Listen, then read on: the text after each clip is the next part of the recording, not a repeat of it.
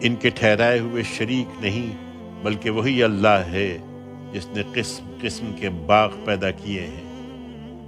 ان میں سے کچھ ٹٹیوں پر چڑھائے جاتے ہیں اور کچھ نہیں چڑھائے جاتے۔ اسی طرح کھجور پیدا کی اور کھیتیاں اگائی ہیں جن کے طرح طرح کے پھل ہیں، اور زیتون اور انار جو ایک دوسرے سے ملتے جلتے بھی ہیں اور الگ الگ بھی۔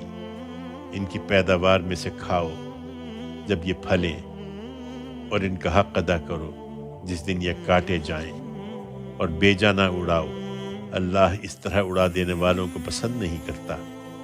سواری اور بار برداری کے چوپائے بھی اسی نے پیدا کیے ہیں، اور وہ بھی جو زمین سے لگے ہوئے چلتے ہیں۔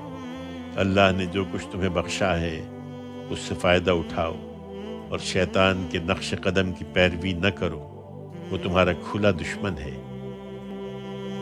تم ان چوپایوں میں سے 8 نر و مادہ کو لو، 2 بھیڑ کی قسم سے اور 2 بکری کی قسم سے، پھر ان سے پوچھو کہ اللہ نے ان دونوں کے نر حرام کیے ہیں یا مادہ، یا اس بچے کو حرام ٹھہرایا ہے جو مادینوں کے پیٹ میں ہے؟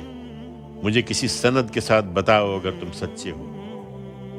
اسی طرح 2 اونٹ کی قسم سے اور 2 گائے کی قسم سے، پھر پوچھو کہ اللہ نے ان دونوں کے نر حرام کیے ہیں یا مادہ، یا اس بچے کو حرام ٹھہرایا ہے جو مادینوں کے پیٹ میں ہے؟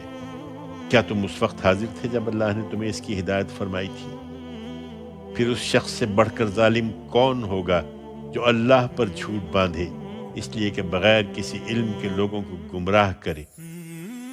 اللہ ایسے ظالم لوگوں کو کبھی راستہ نہیں دکھائے گا۔